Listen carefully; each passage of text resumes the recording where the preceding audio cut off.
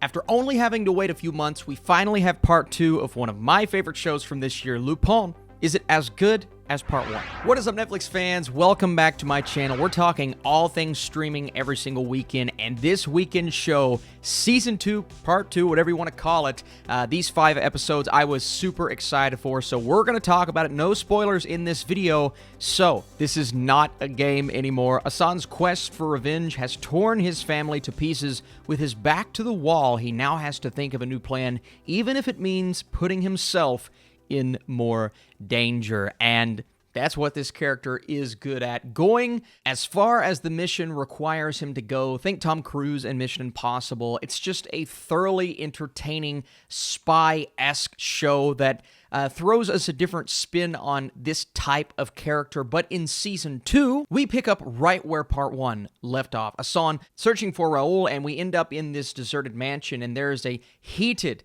confrontation in that first episode. But also, the way that Chapter 6 ends is such an unexpected gut punch of emotions, even though the next episode sort of ties that little storyline in a bow. But man, they really start you out with a bang in this season. And not that the quality is lower in Part 2, but Part 1, I think, was a little bit more consistent in the pacing and the way that each episode would keep you on your toes and on edge. Part 2, I like the pacing quite a bit, but we're definitely slowing the story down just a bit more than Part 1 in 7, 8, 9. Those episodes, there are moments where maybe you're wanting things to speed up just a little bit, but it never compromises the quality of Lupin as a show. So we have to talk about Omar Sy and his portrayal of this character. Just incredible. His charisma this time around, nothing has changed. He's always on top of it. And whatever situation he gets himself into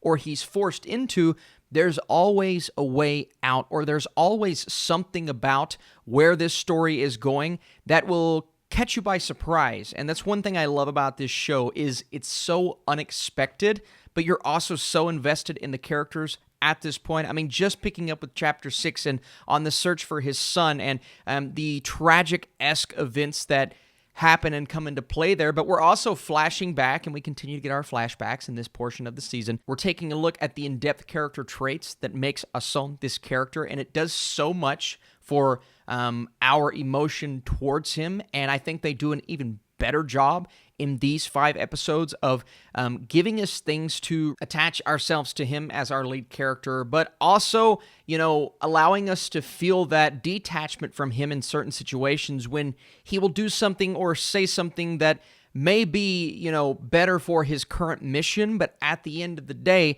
it still causes some harm around him. I mean, just his son getting in that situation to start with, yeah, well, it's mostly because of what Lupin is doing, but you also really understand why he's doing what he's doing, and I really love that. And, you know, even though the pacing is a little bit slower in these 5 episodes, I do believe the character development and story growth, well, it's just as important and maybe even more impactful this time around. But it's just the fresh style of this show. It is so freaking entertaining. One thing that I love about this part is when the music builds up and really sets the mood for whatever's going on, whether it be a heist, whether it be the police after him this time around. That's one storyline that maybe wasn't as prominent in this part. Like, there is a story with the police and, you know, hunting down Lupin in the first episode and the second episode and, you know, building up to another one of his great escapes, but they weren't as integral. It really focuses on Omar Sy and continuing his quest to avenge his father and the injustice inflicted on his family by this wealthy family continues to be a huge theme. And one thing I loved about this part is I needed some answers to my questions, and I needed some storylines to really tie together well. And they do that. And they do it to a degree where I was happy with almost everything that we got in this finale. And even though there are definitely doors that are left open, they closed a lot of them that, you know, I didn't know if they were going to do that or not, because I said for this show to really pay off on the level that I need it to, it has to tie off some of these storylines well, and it does that. And some of the characters like Romain, he has a huge presence in the first 2 episodes, and then after that, he just kind of drops off, comes back when he is needed. maybe I needed some more from those side characters that I really, got a lot out of in part 1. They weren't as prominent this time around. And then, of course, just, not moving maybe as quick as part 1, but still, everything that Assane got himself into, I was on board with. That relationship with his son was fantastic, and overall, I think the word to use here is satisfying, as Season 1 sets up the backstory and gives his motivations, but Season 2 is diving deeper into who he is. And like I said, the focus is really on him, whereas before, we were getting other characters and other things, but this time, especially after that 6th episode, we really just hone in, and it gives us a better idea of his mentality about everything. And you have your comparisons. I could throw in Ocean's 11. You could say this is like the modern day Robin Hood, just this legend being played out in front of our very eyes. But I think this is a really breezy,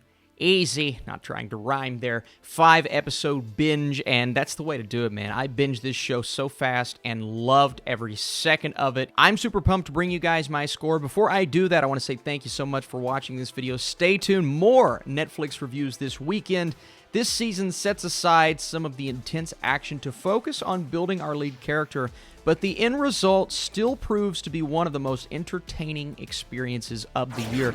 I'm going an 80% for Lupin Season 2. This was one of those seasons of television that was just so easy to get through. It's one of those times where I look at what I do and I say, it's not a job. I'm really enjoying what I'm doing right now. This is something that I love to do, and Lupin is one of those shows that I really loved binge watching. So be sure to drop your thumbs up down below to support this channel, this video, and if you're looking forward to more entertaining shows like this on Netflix. All right, guys, thanks so much for watching. Stay tuned. Wish Dragon, the new movie, my review, coming later.